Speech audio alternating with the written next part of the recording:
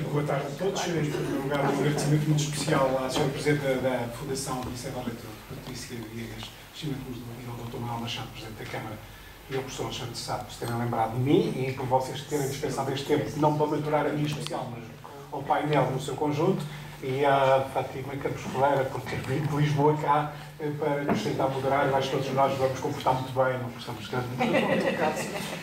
eu gostava de iniciar, depois da visão cosmopolita, diremos no Lausanne, uma visão mais pessoal e mais local.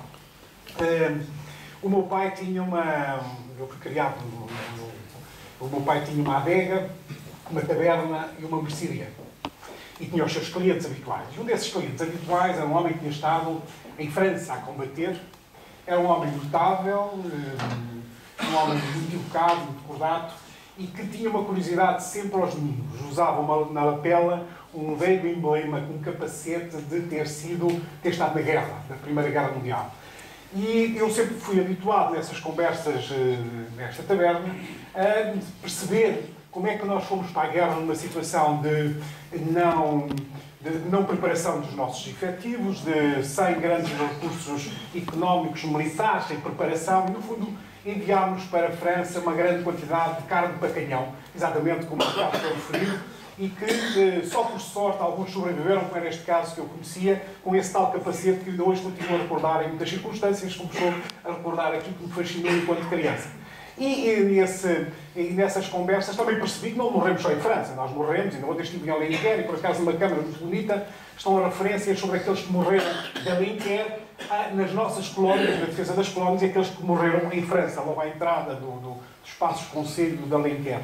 Depois, uma outra referência pessoal que eu tenho relativamente à guerra é que conheci uma família originária de Angola, onde no início do século passado chegou um holandês que se acabou por apaixonar por uma angolana, africana, do qual teve 5 filhos, 2 rapazes e 3 raparigas, e a determinada altura, em 1913 mais ou menos, ele decidiu regressar à Holanda para apresentar aos seus familiares como é que estava em África e como é que eram os seus filhos, e levou os 2 filhos varões. Entretanto, concluiu a guerra, ele morreu, e ficou na Holanda, ou ficaram os 2 filhos órfãos, completamente na Holanda, ficaram as 3 filhas com a mãe africana em Angola, nunca mais se encontraram.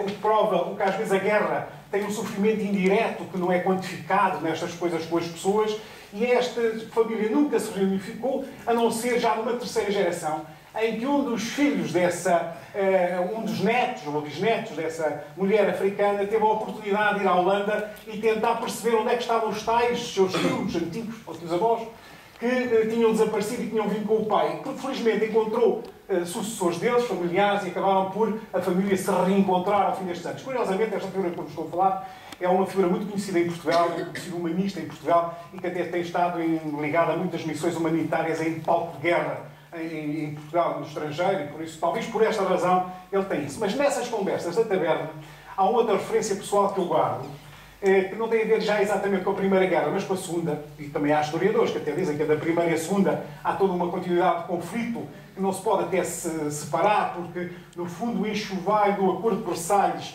é aquilo que acaba por depois levar a guerra outra vez a uma situação populista com o Hitler que conduz à guerra. E a própria entre a Primeira e a Segunda Guerra há todo um problema entre, nomeadamente na Rússia, de conflito e de guerra, que acabou por dar uma certa continuidade. Mas nessas conversas de taberna, quando se falava da Segunda Guerra, eu notei que havia sempre um sentimento de gratidão relativamente ao Salazar, por não ter levado os portugueses para a guerra. Era qualquer coisa que estava ali muito patente nas nossas conversas que eu ouvia como criança, esta ideia de, perante a ditadura suave, o Salazar é um salvador da pátria porque não tinha mandado os portugueses outra vez para a guerra, nem tinham voltado a arruinar Portugal no envio, como aconteceu para a Primeira Guerra Mundial. E nessa situação, embora houvesse também críticas, eu recordo que uma das críticas era que, nesse processo de guerra, havia organismos do Estado que iam à casa dos agricultores, apanhar o azeite, o milho, os feijões, que eram vendidos aos aliados, e alguns nem são aos aliados, também ou a outra parte, pelo Salazar, e os agricultores ficavam sem esses géneros, muitas vezes passando fome com as suas famílias. Isso obrigava a enganarem o Estado, prática que de resto continuou, pelo menos hoje em Portugal, para as classes mais predominantes, mais para as elites, como nós o percebemos, em termos fiscais, e essa prática obrigava os agricultores, para salvarem as suas famílias à fome, a desviarem um bocadinho de azeite e de milho e de feijões que tinham, escondendo-lhe em alguns pontos mais mais escondidos, para enterrá-los, para que os agentes do Estado não levassem isso tudo para esses negócios. Mas esta ideia de gratidão, eu um dia depois visito a Austrália e quando estou a chegar a Canberra visito um museu que tem a ver com o nacionalismo australiano, em que fala sobre aquilo que é o papel dos australianos na Primeira Guerra Mundial e fundamentalmente a Segunda, depois de terem sido atacados em Darwin, em que mandaram contingentes que morreram também em massa na Europa, e eles, ao contrário dessa visão que eu tinha da taberna da gratidão, aparecia nesse monumento uma ideia da Austrália, dizer, mas foi uma sorte nós termos estado na guerra, porque essa guerra pesa o sofrimento, pesa as mortes, contribuiu muito para a modernização da nossa economia australiana, para uma certa modernização da Austrália enquanto povo, para o seu papel no mundo, e aquilo que a Austrália hoje deve muito a esse papel que teve de ajuda aos europeus, na altura da intervenção a uma guerra mundial, morrendo nos palcos da Europa. E é esta visão oposta que eu também aqui gostava de salientar entre dois povos que têm sobre o mesmo acontecimento, ou acontecimentos ligeiramente diferentes, posições muito diversas. E nisto da economia, é bom nós não esquecermos que a Alemanha, por exemplo, saiu da Primeira e da Segunda Guerra Mundial numa posição de derrotada, mas com uma situação empresarial, industrial, extremamente dinâmica e com uma capacidade imensa de competir internacionalmente, em termos europeus, sem nenhuma capacidade de outro país a enfrentar, em termos de igualdade. Em termos mundiais já não será assim, mas em termos europeus, claramente, uma liderança muito efetiva das suas indústrias que, por acaso, beneficiaram também, nestes acontecimentos de guerra, de várias situações, nomeadamente o trabalho escravo, o trabalho forçado, que algumas pessoas foram obrigadas a fazer nessas indústrias, mesmo na Mercedes atual, das suas antecessoras, até há 10 anos, 15 anos, chegaram a ter que pagar indenizações, não sei se têm ideia disso, a pessoas que foram obrigadas a trabalhar em trabalhos forçados nessas indústrias no período de guerra. E este aspecto eu penso que é extremamente importante e queria-vos falar dele relativamente a esta situação e particularmente nesta lógica de que o sofrimento, e o que é o sofrimento da Primeira Guerra Mundial? Eu, como médico, gostava de referir alguns números muito simples. Nós estamos a falar de qualquer coisa como 9 milhões de mortos na Primeira Guerra Mundial, 200 milhões de feridos. E porque um mal nunca vem só, como dizem os portugueses, em 1917 apareceu a gripe espanhola, por acaso esta veio de Espanha, que matou 20 milhões de pessoas. Naquele período, nós temos qualquer coisa com 29 milhões de mortos em guerra, 200 milhões de feridos e qualquer coisa com 20 milhões na gripe asiática, do qual morreu, inclusive, um primeiro-ministro brasileiro nesta pandemia nacional. E esta situação é evidente que levou até, por exemplo, também temos que ver que a guerra na altura não tinha nada a ver com hoje. Morria-se nas trincheiras numa situação de imenso sofrimento. Quem fosse ferido não havia antibióticos, não havia analgésicos, não havia grandes cirurgias. Por isso, a probabilidade da pessoa ficar estropiada e morrer ou ficar com problemas gravíssimos no futuro era imensa, ao contrário de hoje. A guerra era feita de uma forma completamente desumana. Quando se morria no espaço entre as trincheiras, ninguém ia buscar o corpo. Ele ficava lá à espera que outro bomba caísse em cima para o enterrar ou dilacerar por completo e o misturar completamente na lama, onde ninguém recuperava os corpos. E quem ficasse deficiente ou fosse ferido em combate provavelmente ia sofrer horrores. Para além de que os exércitos em presença combatiam com tudo o que tinham à mão, sem nenhuma consideração pelas pessoas, de uma forma desumana. Basta pensar, por exemplo, nos gases, na maneira como se gasearam, sem nenhum tipo de máscaras, de início com uma guerra química, a matar dezenas de milhares, centenas de milhares de pessoas, sem nenhuma consideração pelas pessoas. Também não havia nenhuma consideração pelos militares. Onde nós temos esta noção. Na altura, os exércitos em parada, fosse o russo, fosse o alemão, fossem os outros aliados, não tinham consideração pelas pessoas. Não fomos só nós que pusemos as pessoas a morrer nas trincheiras, os outros puseram os tais 9 milhões na mesma. E não havia, de facto, nenhuma consideração que levou, por exemplo, a que os militares dos vastos exércitos em parada, durante este período, tivessem feito sublevações e tivessem, em várias ocasiões, tivessem feito greves ou levantamentos contra as próprias estruturas dos seus exércitos e contra os seus países, a começar pela Rússia e, por exemplo, a própria Revolução Russa tem muito a ver também com esta sublevação que houve, este desconforto relativamente à guerra que aconteceu. Mas porquê aconteceu a Primeira Guerra Mundial?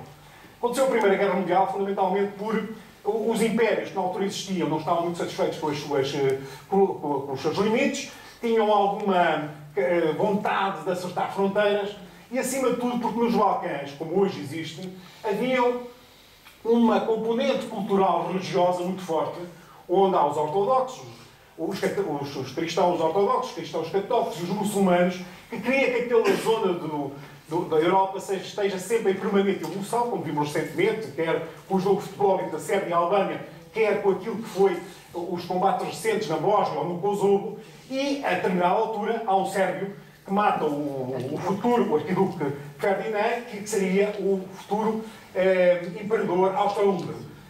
Esta situação fez com que os sérvios tenham este homem como um grande herói, matou o arquiduque, mas se nós formos aos bósnios ou aos croatas, ele é um assassino ainda hoje para aquelas pessoas. Ele matou e originou uma guerra, e por isso é um assassino. Mas isto porque tem uma base nacionalista e uma base também religiosa muito forte neste confronto. E é bom não nos esquecermos que a maior parte das guerras depende fundamentalmente, para além do interesse económico, fundamentalmente do nacionalismo exacerbado, irracional, normalmente onde um populista se coloca à frente, onde depois tem vários sonâmbulos que acabam por ir nessa onda no Maria vai com as outras, e aparecem também alguns festivaleiros, como nós sabemos na política, que estão sempre com aqueles que parecem ter a força e estão sempre na primeira plateia a aplaudir e sempre a lançar os primeiros foguetes. E é este conjunto entre o nacionalismo, o populismo, os sonâmbulos e os festivaleiros que leva a estas situações que aconteceu ali e que hoje estão a acontecer muito próximo de nós, aqui na Ucrânia e na Rússia com o Putin. Não é? No fundo é uma reedição que nós não sabemos onde é que vai parar, mas que está a germinar neste espaço da Europa e muito próximo de nós, não é? Na Europa outra vez, com o Sr. Putin. Mas este caldo que eu estou a referir ainda é agravado quando se depois mete a componente religiosa. Isto é, quando ao nacionalismo, ao populismo e aos outros parceiros em jogo se lança a diferença religiosa. Nós normalmente tivemos uma visão manicaísta das coisas. Nós comportamos normalmente de uma forma muito simples entre o bem e o mal. Todos nós sabemos que a saúde é o bem, a doença é o mal, que a morte é o mal e a vida é um bem, que a guerra é o mal e a paz é um bem. Todos nós temos esta noção entre o bem e o mal. E muitas vezes isto leva-nos a pensar entre bons e maus também com a mesma simplicidade, sem percebermos que entre este bem e o mal há todo um conjunto de cinzentos que vão fazendo a ligação. Isto faz com que cinzentos e coloridos fazem a diferença entre o branco e o preto, entre o bem e o mal. E esta variação vai fazendo com que isto aconteça. E muitas vezes o que nós temos em relação a esta matéria prende-se com o facto do outro que é diferente é mau. O outro pensa religiosamente de uma maneira diferente ou tem uma fé diferente, não irá claramente para o céu, vai claramente para o inferno, e aquele que tem a minha religião tem garantido o lugar no paraíso. E isto é uma coisa que nós fomos sedimentando em várias atividades culturais, religiosas, e que estão muito implantadas também no nosso meio. É bom não nos esquecermos, por exemplo, a Segunda Guerra Mundial, para além de todo o conflito, tem o genocídio com os judeus e os atentados aos judeus também por razões religiosas, não só financeiras e só económicas. Não tinha a ver só com o poder dos judeus, tem muito a ver com a maneira como isso foi combatido. Mas isto faz-nos pensar que nós, agarrando na história, devemos pensar sempre em termos do presente e daquilo que é do futuro. E, neste caso, todos nós sabemos que quando estas tragédias da história se repetem, deixam de ser tragédias para às vezes serem trágico-comédias e coisas muito ridículas que não devemos permitir que elas se repitam como nos pode acontecer. E espero bem que não. Em todo caso, todos nós podemos fazer alguma coisa para prevenir isto. Eu penso que nós, em Portugal, para além destes aspectos que eu vos falei, do grande sofrimento que houve, e a propósito desta situação dos holandeses, dos dois jovens holandeses que ficaram órfãos da Holanda, que normalmente nas guerras há um outro conjunto de pessoas que nós nos esquecemos, que são os refugiados, são as pessoas que fogem. Portugal, de resto, tem, em relação aos refugiados, uma história recente e antiga, muito ligada a este problema e que às vezes nos escapa. Deixa-nos falar, por exemplo, a última, quando foi da descolonização, a quantidade de retornados que vieram para Portugal, que no fundo foram refugiados, que vieram das colónias nessa fase para Portugal, e que, se foram um peso social de alguns aspectos, também a sua capacidade dinâmica de empreendedorismo e de novas ideias foram extremamente importantes nessa fase relativamente àquilo que foi a dinâmica de Portugal a seguir ao 25 de Abril. É bom não nos esquecermos que Álvaro Cunhal, Manuel Alegre, Mário Soares foram refugiados ou pelo menos asilados políticos em alguns países, nomeadamente em França e no norte da África, nesse período da ditadura. E que nós, também, na própria Segunda Guerra Mundial, tivemos, e hoje todos nos sentimos satisfeitos quando vemos os filmes, ou recordamos o cônsul Sousa Mendes pelo papel que ele teve importante a salvar vidas humanas e judeus na Alemanha. Isso é extremamente importante. E Portugal, também temos de ter todos a noção, não seria hoje culturalmente o mesmo se não tivesse tido Carlos Gulbenkian e a sua fundação. Portugal não é hoje um país desenvolvido em termos culturais, mas seria seguramente muito pior se não tivesse a Fundação Carlos Gulbenkian. E isso deve-se a um refugiado que vem para cá com uma imensa fortuna, com petróleo, e que nos tem permitido esse tipo de atuação. Mas se regressarmos ainda antes, em termos de refugiados, há um aspecto mais importante dos refugiados que nós tivemos, que está ligado ao ponto mais alto da nossa história, que foi quando um rei em França, associado a um Papa, decidiu acabar com os Templários. A determinada altura, porque o rei de França e outros reis deviam muito aos Templários, decidiu fazer uma coisa que foi, numa sexta-feira 13, acabar com os Templários, com o acordo do Papa, assassinar os Templários. E não os mataram a todos, conseguiram aniquilar a ordem, com a ordem do Papa e com os exércitos e com os capangas do rei francês, mas alguns vieram para Portugal. E nós, à boa maneira portuguesa, recebemos estes fugitivos, estes refugiados que vinham dos Templários. À boa maneira portuguesa, como hoje ainda se verifica, respeitámos o Papa e a sua decisão de acabar com os Templários. Mas arranjámos uma maneira de eles ficarem cá a trabalhar em Portugal de uma maneira diferente, criando aquilo que se chamou a Ordem de Cristo. Os nossos Templários, a Ordem de Cristo, que depois teve o Infante Dom Henrique e teve todas as descobertas marítimas que levou a que Portugal tivesse tido um papel histórico único na história da humanidade, a descobrir um caminho marítimo para a Índia e fazer essa primeira globalização em todo o território. Isto foi um trabalho feito por refugiados em Portugal. É bom não nos esquecermos disso. Por isso, nós temos como uma obrigação histórica de ter uma compreensão muito grande para aquilo que são os refugiados, da sua atuação e aquilo que é o sofrimento da guerra em vários panoramas, em várias circunstâncias e aquilo que é a nossa obrigação. Nos últimos anos em Portugal, nós não temos tido capacidade nenhuma de olhar para isto. Temos estado muito comodamente instalados, sem nos preocuparmos com aquilo que se passa no mundo, e nomeadamente com o papel dos refugiados. Portugal não recebe refugiados.